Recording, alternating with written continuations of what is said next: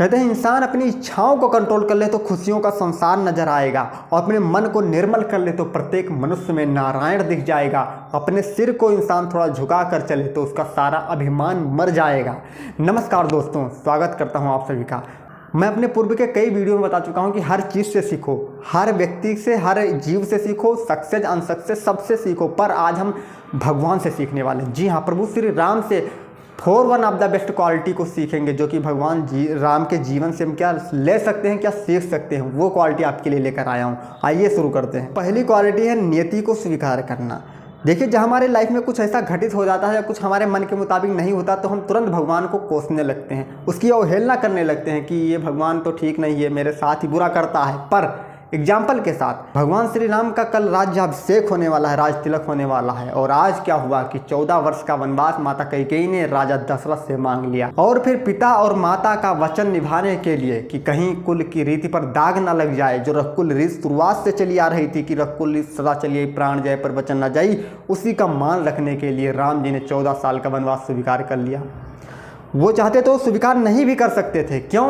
राजा दशरथ भी चाहते थे कि राम जी वन ना जाएं, तो ऐसा भी कर सकते थे। पर उन्होंने उसका मान रखने के लिए उनके वचनों का 14 वर्ष का वनवास भी स्वीकार कर लिया।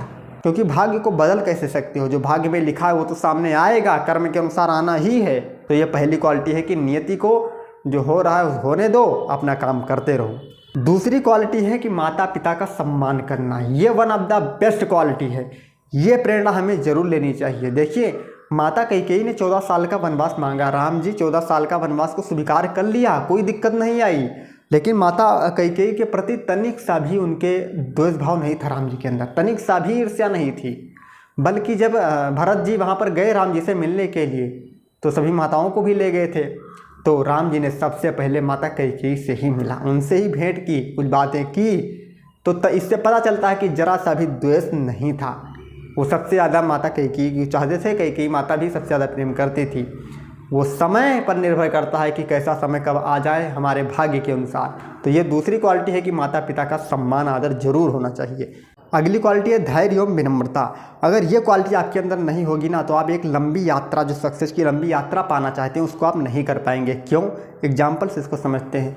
राम जी ने जब सुग्रीव महाराज को किष्किंधा का राजा बनाया तो फिर माता सीता को खोजने के लिए क्यों नहीं भेज दिया तत्काल? क्योंकि उस समय चतुर्मास लग चुका था, और चतुर्मास में क्या होता है कि भगवान विष्णु शयन करते हैं, इसीलिए कोई अच्छा काम नहीं किया जाता। तो ऐसी सिचुएशन में क्या कर सकते थे? कोई जल्दबाजी में एक्शन नहीं लिया, वहाँ पर धैर्य रखा।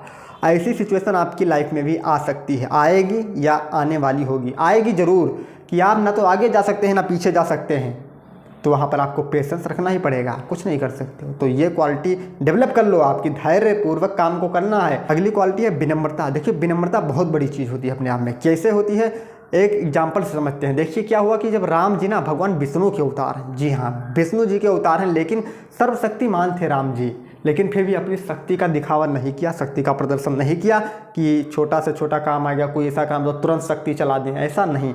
उन्होंने कर्म पर जोर दिया, अपनी मेहनत पर जोर दिया, क्योंकि मानवता को एक संदेश भेजना था। इसीलिए हर कार्य राम जी ने स्वयं किया है, ना कि शक्ति के द्वारा। तो ये क्वालिटी आपके अंदर डेवलप करो। और नेक्स्ट क्वालिटी है पूर्व धारणा नहीं बनानी चाहिए। कई बार क्या होता है, आपका कोई दुश्मन है तो उस दुश्मन का भाई भी आपका दुश्मन हो, ऐसा जरूरी नहीं है। समझ में आया? एक एग्जाम्पल से इसको फिर समझते हैं। रावण की राज्यसभा में विभीषण ने जब रावण महाराज को समझाया, अच्छा ज्ञान दिया। अच्छा ज्ञान तो किसी को पसंद नहीं आता, तो जब अच्छा ज्ञान दिया तो रावण को बुरा लगा, उसने धक्का मारकर विभीषण को निकाल दिया। तब विभीषण महाराज राम जी की शरण में आ गए। तो राम जी के सेनापतियों ने कहा कि ये लंका से आए हैं, यानी ये राजदूत भी हो सकता है, ये कोई ऐसा मतलब हमारा हम सबका राज लेने ना आया हो, ऐसा सब शक करने लगे।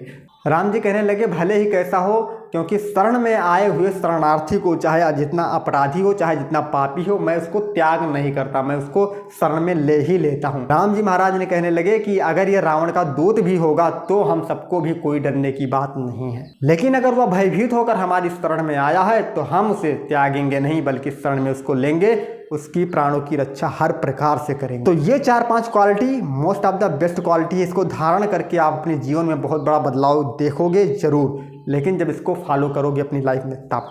तो ये वीडियो कैसी लगी कमेंट करके ज़रूर बताना। वीडियो अच्छी लगी हो तो शेयर कर देना, वरना कोई बात नहीं। और हम नेक्स्ट वीडियो में आपसे फिर मुलाकात करेंगे अच्छे से। तब तक के लिए आप लोगों का बहुत बहुत धन्यवाद।